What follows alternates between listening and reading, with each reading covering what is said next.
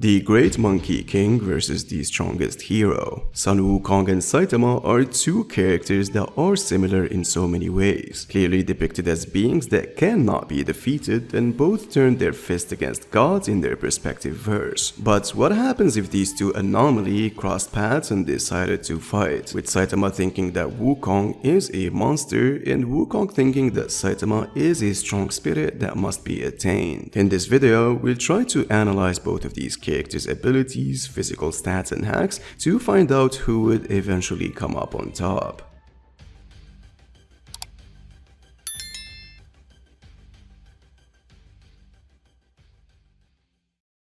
Saitama is literally the strongest character in One Punch Man, someone who is not meant to lose by any means. Became so strong that a being like Cosmic Fear Garou stood no chance against by the end of their fight. Certainly portrayed as an endgame character who was placed right at the beginning of the series, but in order to understand how strong he is, it's important to note that especially now, different people in the community has picked up multiple controversial metas in order to correctly assess where he scales at. Strictly speaking, I personally prefer a much conservative approach, one that for the time being doesn't rely on unclear data and possibilities. But for the sake of this matchup, even though I don't necessarily agree with certain metas, I'll still be including them in this video. The most agreed meta, in my opinion, is one that indicates that Saitama isn't infinitely strong, but more so possesses infinite potential. This whole idea comes from the Cosmic Fear Garou and Saitama's fight, specifically in chapter 168,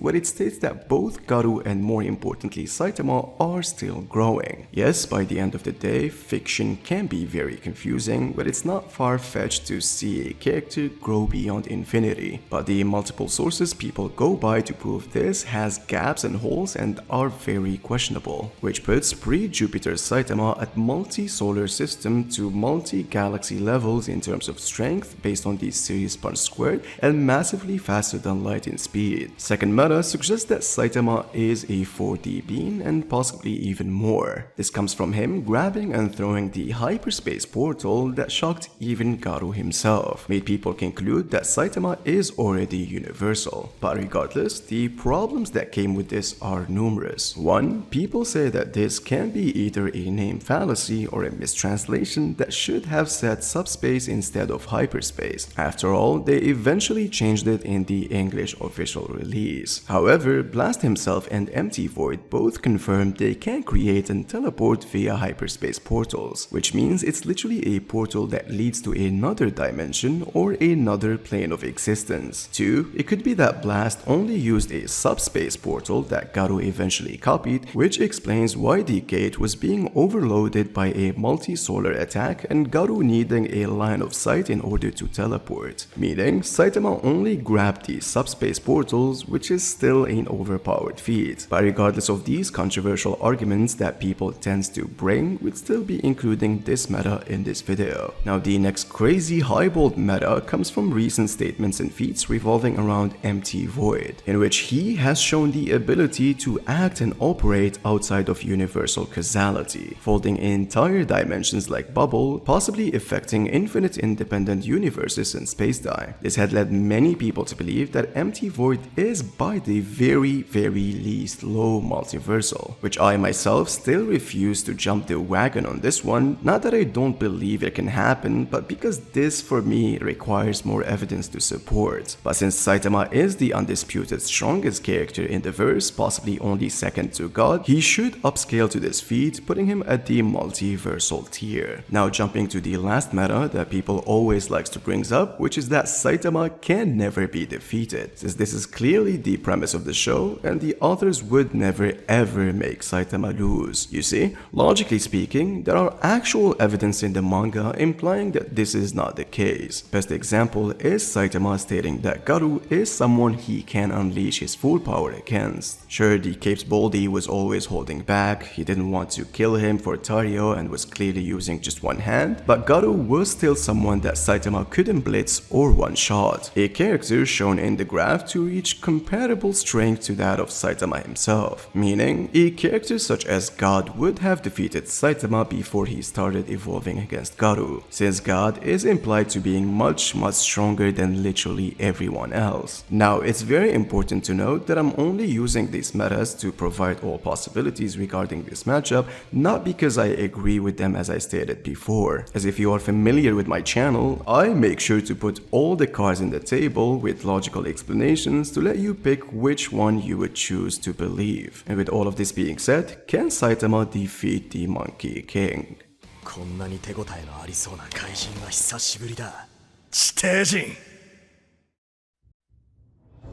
It's very fascinating to know that Dragon Ball Z, the godfather of all shonen and fighting anime, is literally inspired from the old Chinese novel The Journey of the West. You can even arguably say that Sun Wukong is the true reason why we have so many concepts in our modern battle anime and manga. But apparently, before the Black Myth Wukong game dropped, people never cared or knew how strong this character really is. I mean, even if you play the game, you wouldn't really grasp how much Wukong can do, since first, you're not really playing as the true Wukong, and second, the story and the game ends when you eventually reach his supreme level. That's why it's necessary to get back to the old novel to properly gauge how strong he is. You see, Wukong has been through 4 stages of power. The story in its first chapter starts with Wukong already equaling the gods of heaven, which in their fights they disturbed and impacted both the realm of form and the realm of desire. Some of these gods literally forms constellations, which is a group of visible stars. This puts Wukong at the multi-solar system to possibly galaxy levels in terms of strength. However, Wukong after this battle gets sealed by a Buddha, resulting in losing a considerable portion of his strength when he was eventually reincarnated. Dropped significantly in power, but still fought monsters and spirits like the red-scaled giant python that uptured the 4 great continents, making him in this stage by the very least multi-continental. However, from this point on, Wukong started to climb the ladder once again to eventually obtain levels way further than just equaling the gods of heaven, kinda like the Destined One in the Black Myth game. First things first, it's very important to talk about the Buddha's interpretation and scaling in this cosmos, since Wukong, especially later on, heavily upscales to these entities. For once, it's been said that Wukong has jumped from the edge of heaven and didn't even leave Tathagata's hand. Reasons this is very essential is because the cosmos of the Journey of the West contains several universe-sized realms that each contain stars and planets. These realms are the Earth, Hell, Heaven, and the Pure Spirit. Completely functions differently in an unconventional spacetime, demonstrated by their entirely different flows of time, since it has been stated that one day in heaven equals a whole year in the living world, meaning without any shadow of a doubt, the Buddhas in Journey of the West novel are indeed universal. However, that's just the tip of the ice, since it has been hinted multiple times in the journey that potentially an infinite amount of worlds can exist in just one single universe. This is supported by statements such as Buddha's whole realm is in a grain of sand and the mustard seed holds a mountain range of the Buddha's cosmos, which clearly suggests that the smallest things can hold the largest or the greatest. This certainly implies that confirmed realms such as the heaven and earth that potentially have their own spacetime contains more worlds to an either multiverse or multiverse plus extent. But bear with me for a second, because things can get very complicated. This whole concept is obviously a clear paradox that doesn't make sense. How can one universe hold multiple universes? However, the novel actually extends the application of this contradiction by intentionally including multiple statements that would make it even more stupidly absurd. You see, remember when we said that the Buddha's realm exists within a one tiny grain of sand? Now imagine there are multiple other Buddhas in multiple other realms implied to be infinite in size that exist in multiple other grains of sands that could also be an infinite amount of. This would lead us to conclude that each of the Journey of the West worlds infinitely stacks dimensionalities, putting it at at least at the low complex multiverse level. All of this is worth noting since Wukong himself scales to this or much higher due to eventually attaining Buddhism. This by default makes him upscales to the likes of the transcendent monks who operate outside of causality and the bodhisattva who can draw boundless power, with finally entering the states of the Dharmakaya, which is a form that literally encompasses everything, putting him at the high complex multiverse level. Now strictly speaking, the Dharmakaya form or state literally makes him not only omnipresent but also omniscient, meaning he certainly has knowledge on everything in every category. Truly one of the strongest characters in fiction. Now, Wukong obviously has a lot of skills and abilities, and mentioning them all would literally take us forever, but the most notable one in my opinion is having the ability to create a whole army of himself by transforming his body hair into clones, each seemingly capable of doing exactly the same things he can do, which is literally the definition of overpowered. But with all of this being said, does Wukong have what it takes to take down the strongest hero?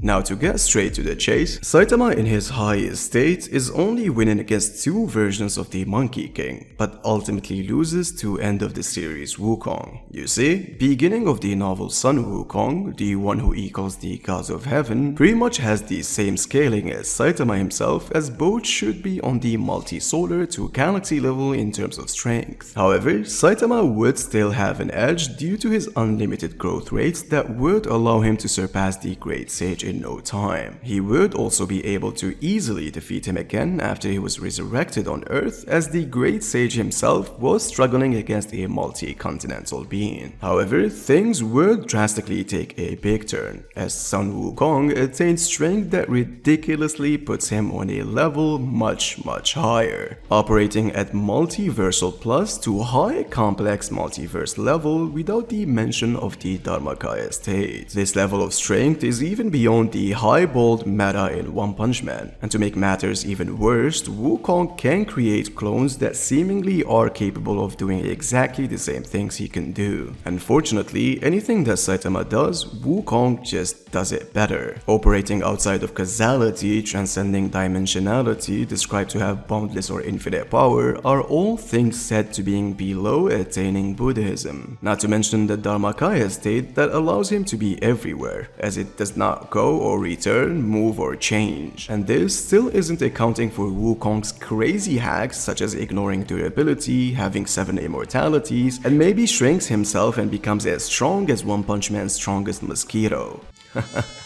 Potentially, God of the One Punch Man series can be argued to scale on this level or maybe much higher, but at the end of the day, these are only assumptions and predictions, and things on this level are still remain to be seen. Although I can imagine that possibility happening in the future with Saitama eventually upscaling to God's feats. However, for now, the Monkey King should have the upper hand on basically every and most of the fighting categories. Now, being a One Punch Man fan, that led me to become a One Punch Man content creator, I admittedly favor and like Saitama more than 99% of the characters in fiction. I'd like to believe that Saitama would eventually reach these high levels of power and go even beyond with concrete evidence that aren't as shaky as they are now. But for the time being, as I said, we just can't give him the W against a character of this magnitude. And with that being said, make sure to join the Accord and please take good care.